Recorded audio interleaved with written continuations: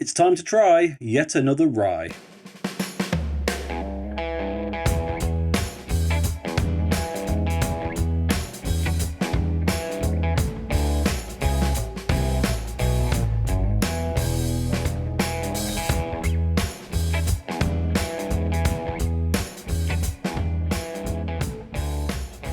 Hello and welcome back to the channel, and yesterday I'm taking a look at this. This is Rittenhouse Rye, a rye whiskey from the USA, and it is one that I have never tried before. I think I've got a good chance of liking this one. There's a couple of reasons. First off, it is made by Heaven Hill, who also make things from Elijah Craig, Evan Williams, and few, but to name a few, all of which I've had whiskies from in the last year and have really rather enjoyed. So it stands to reason that I should like this. Adding to the fact that this is a low rye, as in the percentage of rye in this only just meets the requirement to actually be called a rye.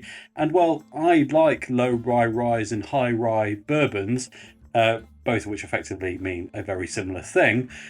So it stands to reason that this should be pretty good. So how low rye is a low rye? Well, I'll tell you, this one comes in at 51% rye, 37% corn and 12% malted barley in its mash bill. So it sounds pretty good to me, if I'm honest. Heaven Hill are of course based in Bardstown, Kentucky, making them in one of basically the motherland of bourbon, even though this technically isn't a bourbon, but the same rules apply. It should be pretty decent. The bottle itself looks, well, not the most impressive, it has to be said. It's not bad, it's not bland, it's just doesn't really shout out at me on my shelf of all the other things behind me. But I say, it's not a bad looking thing, it's just, yeah, not bad. In the UK, this bottle will set you back about 40 quid. I bought mine on Amazon's Prime Day a few weeks back, and I'll be honest, they wouldn't actually tell me because I bought more than one bottle of stuff at the same time. I think it cost me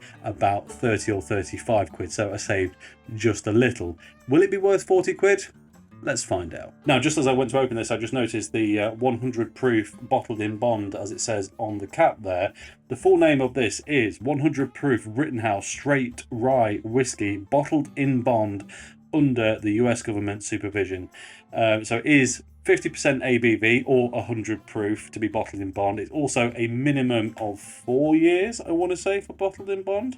Someone please let me know in the comments if that's wrong, but I'm pretty sure it's 4 years absolute minimum, and it all has to be made in the same grain batch year thing that is a determining thing in the US. We don't have it here, but yeah, it's the thing. It all has to be made at the same time, basically. So let us get into it. One of the easiest caps to open I've had for a while. It's a screw cap. You went through all that bottled in bond loveliness to give me a screw cap, honestly. Anyway, it is what it is. Would have preferred a cork, but we are here, so. It does look, indeed, as most American whiskies do, which is pretty dark. This one's got a bit more of an orange hue to it, rather than being kind of reddy or golden, but yeah, it looks pretty much as you would expect for a 50% 100 proof ABV spirit that's been aged in wood for at least 4 years, and that wood is obviously very heavily charred, being from the Americas. But yeah, looks the business. How are though the aromas? Definitely spicy, definitely spritzy, definitely got that rye punch despite only being 51%. I say only, it's the majority of it, but let's be honest, there are much higher ryes in the world than this. There is something about whiskey when the rye content is between kind of 35 to 60%, where it starts to mix with all of those other grains, that really makes it feel full-bodied, makes it feel properly thick and varied, and it's happening here. My initial reaction is heaps of flavour, loads of aroma. Might not be the most refined thing out there though. It's got chaos is probably the word to describe it. It's a bit all over the place. There's some nice fruity tones in there. There's a little bit of wood tannins coming through, but not a great amount. Absolutely heaps and heaps of spice. It's gone almost beyond black pepper. Like, we're almost into paprika territory with this one. And it doesn't smell bad, but it's spiky, spritzy. I don't know what the word is. You know when you get bubbles up your nose from heavily carbonated liquids? It's reminding me of that. basically, is what I mean by spritzy. It's a little bit jarring, it's a little bit proddy, pokey and spiky, but I also really, really want to give it a taste because it has got some interesting notes in there. So let's give it a go. Cheers. Okay. Well, it definitely tastes better than it smells. It's slightly thicker than I was expecting, slightly richer still even than the aroma. It's got a few of those spiky, spicy edges, but they are just around the periphery. The middle of it is rich, it's depthy, it's got this almost spice peaches vibe going on. It's fruity, it's rich, it's also crisp, it's balanced actually. Chaotically so, slightly, admittedly, but there is balance in there, and I actually think this is more refined than some high rye bourbons in terms of the way it delivers those spicy edges, which is interesting. I'm a big fan of things like Bullet. I know a lot of people hate it. Don't come at me. I know it's not for everyone.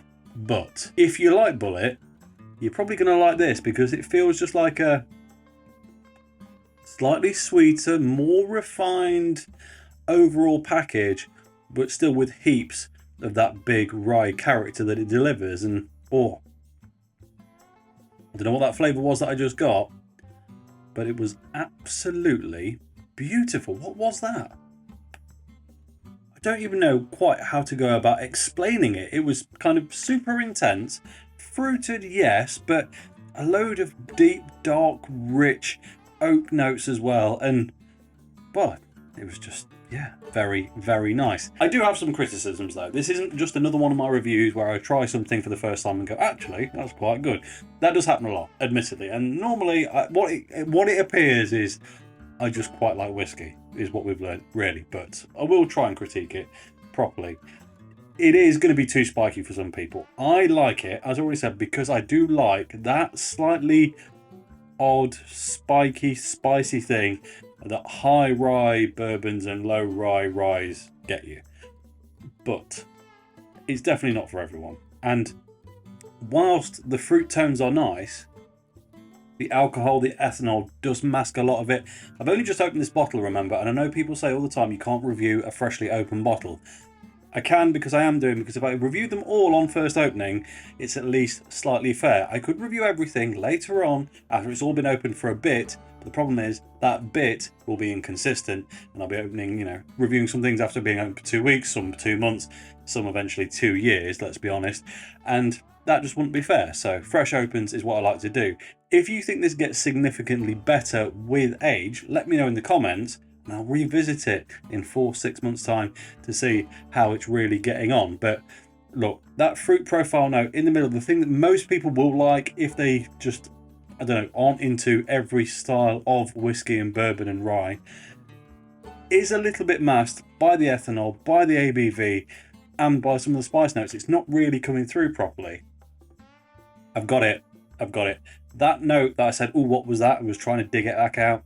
It's a leathery note, but quite a rich one, and it's got a load of fruit coming along with it, leather and berries, and that just works for me. If you like leathery whiskey, it is hidden away in here, and actually I'm struggling to think of a whiskey that delivers a proper depthy leathery note at such a low price point. There's not many around, but of course Elijah Craig does have that as well, and this comes out of the same distillery, so maybe it's not a massive surprise. But yeah, you know what? If you like Elijah Craig, you're probably going to like this. It's a bit more fiery again. It's a little bit more chaotic, but in kind of a really brilliant way. So it just depends what you like. Overall, I think the Elijah Craig bourbon is a better all-round sipper, but there's something about the way that this is jarring, that it's just enough to make you go, and it doesn't make you recoil all the way. Do you know what I mean? It's just prickly enough.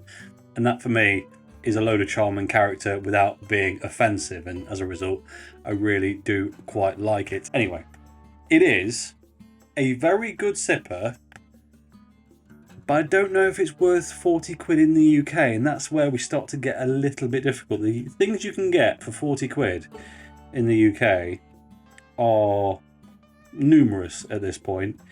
And just to prove it, let's pitch up one of its head-to-head competitors. That is, of course, Sazerac Rye from the Buffalo Trace Distillery, available in the UK in Tesco at £28 a bottle at the minute. So it's, you know, it's more than a quarter of the price cheaper than the Rittenhouse at the moment, but, although not necessarily from what I paid for it, but how do they compare? I think the Rittenhouse definitely got the edge on the rye character. This Sazerac's definitely a load softer, a load more fruited, but it has been open for quite a while as well. And I'll be honest, one problem I think Sazerac has, compared to a lot of other low rye ryes, is that when you stick your nose over it, it does just feel like a slightly funky Buffalo Trace. But anyway, cheers. It's much softer, much cleaner, much less spiky, to the point where the remaining flavour I've got out of that just now, having just done a head-to-head, is cucumber, mint, eucalyptus, you know, body wash stuff, basically. Like, it's that refreshing compared to the heat and spice intensity of the Rittenhouse that it's so difficult. The Sazerac is probably a better all-rounder. For most people, more people will enjoy it than enjoy the Rittenhouse. But, as is often the case with rye-heavy products, if you do like it, the amount of zing, the amount of fizz, the amount of just slightly wild rye that your taste buds go on when you sip that in comparison, if you like that thing, it's difficult to beat. I'm getting more intricate flavours for sure out of the Sazerac, but I'm torn. I am very happy that I've got both. If you're not sure how much you like rye, buy the Sazerac, honestly, because it's basically a slightly refreshing bourbon. On the flip side, that Rittenhouse is a bit of a spiky spice monster, and I kind of love it for it, but it's not the best out there either in that space. But we'll save that one for another head-to-head. But to be honest with you, that is really all I've got to say about it. So as always, thank you very much for watching. If you enjoyed this video, please like it. If you haven't already, subscribe if you'll be so kind, and I'll catch you next time. Cheers.